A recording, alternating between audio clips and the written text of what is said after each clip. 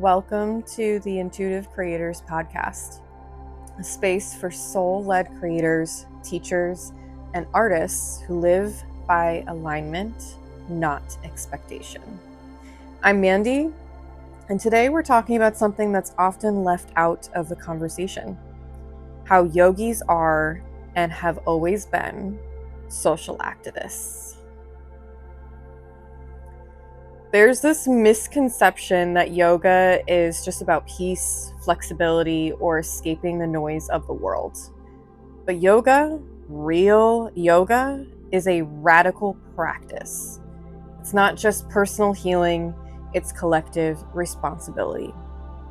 To be a yogi is to wake up, to stay awake, and to walk through the world with conscious awareness, compassion, and courage. Not just for ourselves, but for others.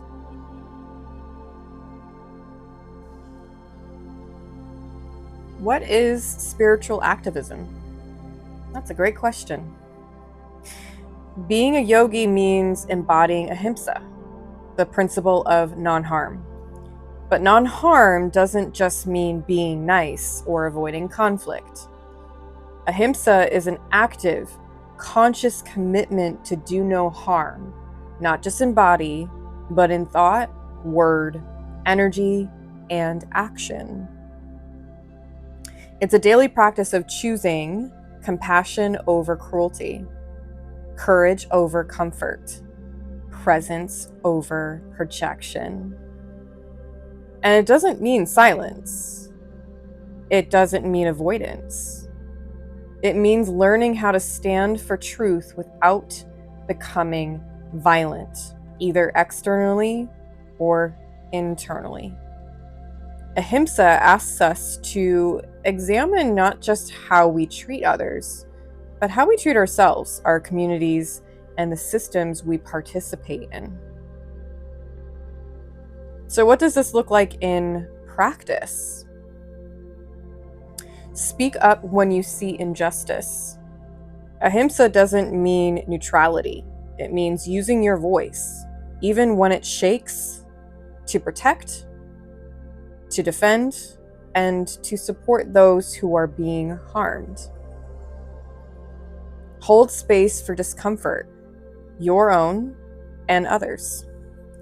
Real healing isn't always peaceful. Sometimes it's messy, emotional, or raw. Ahimsa means staying present and compassionate even when truth surfaces. Choose conscious consumption.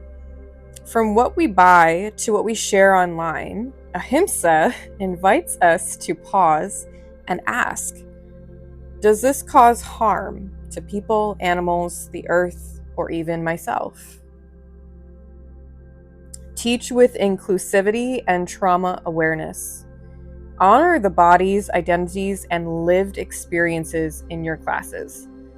Create spaces where students feel seen, not judged. This is Ahimsa in action. And do your own inner work.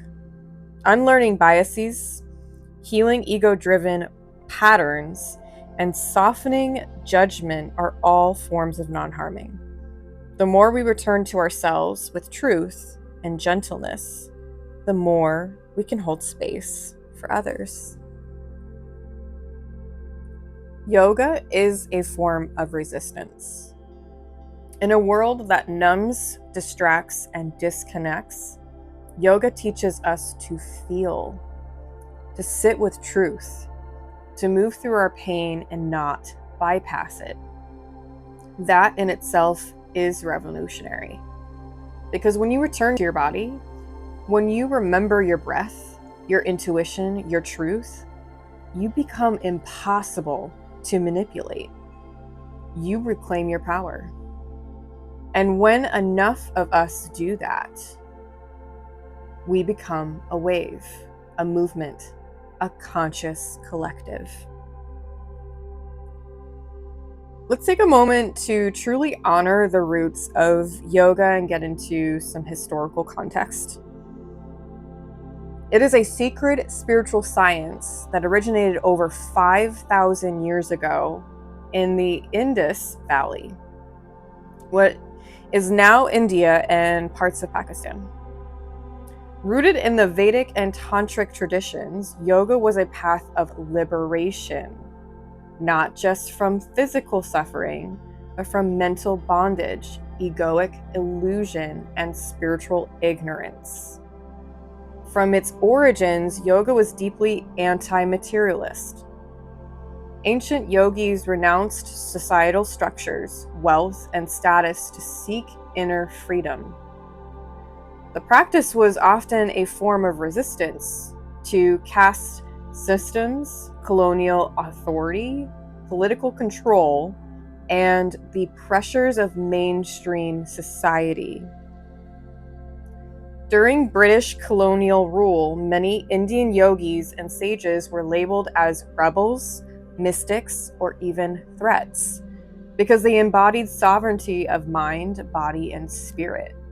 Practices like pranayama, mantra, and meditation were seen as tools of spiritual resilience, especially when cultural identity was under attack.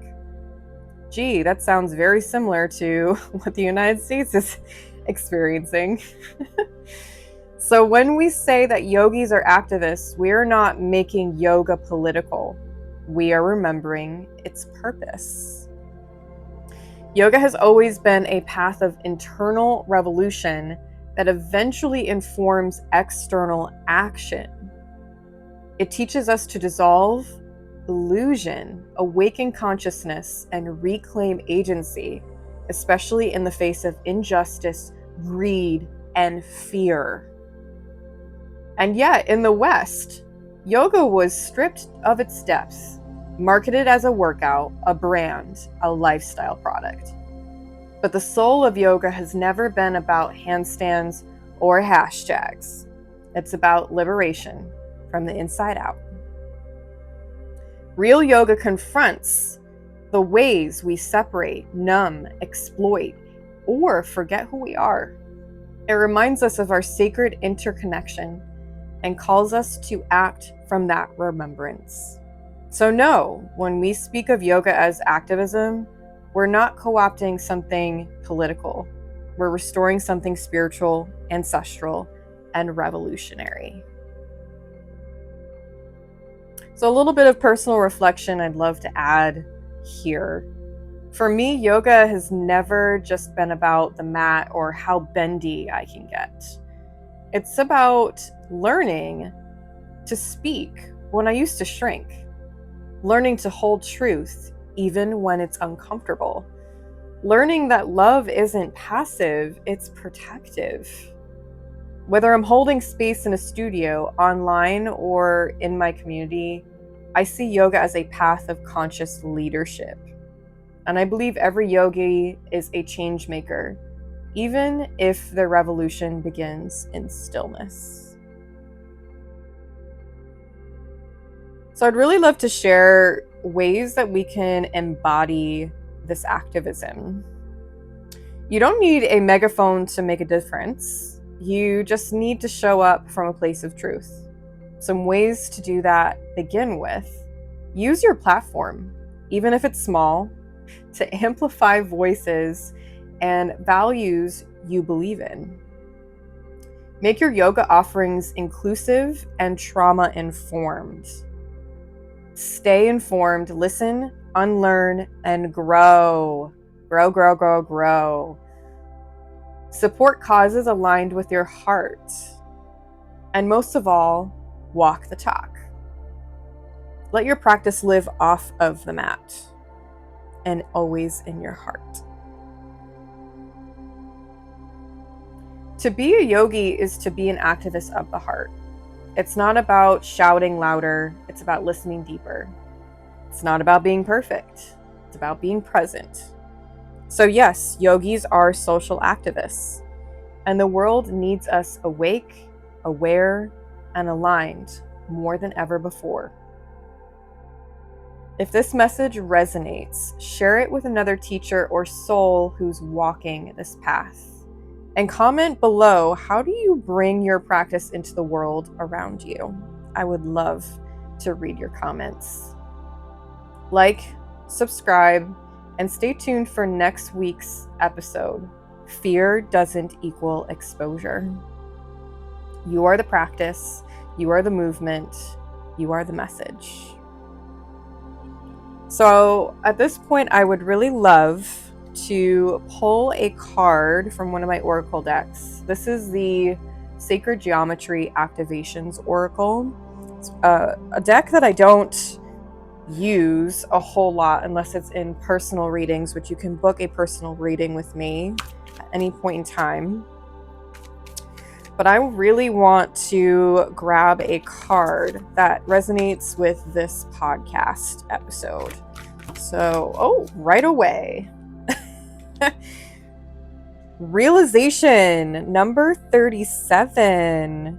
The frequency of realization supports the internal process of becoming aware of our heart-centered truth, as well as the external process of becoming our highest expression in this world.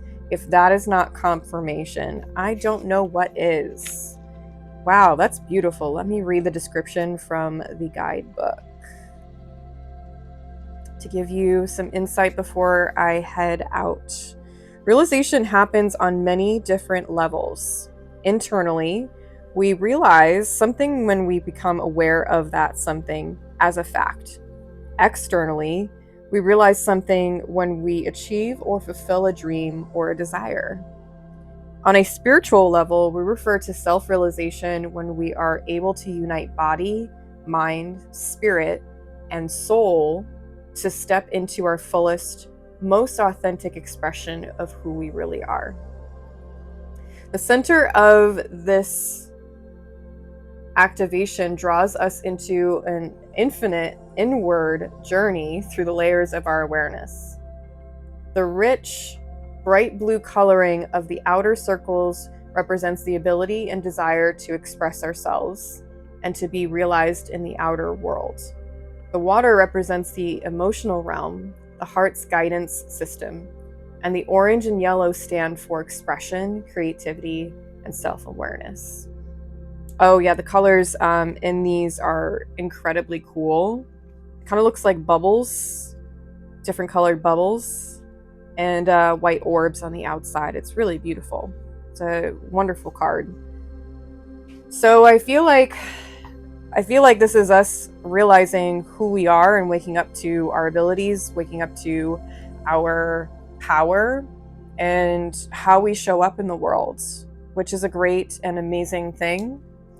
I know for me that this podcast has become that outlet for me personally, and I hope to continue making these episodes. I hope to continue to connect with other people, like-minded or otherwise, but to also hone in on my truth and to share it in an expressive and artistic way. So thank you so much for being here with me on this first official full episode of the podcast. I would love to get to know each and every one of you, so please leave a comment below, like, subscribe, all of those things. All right. Have a great day. Bye.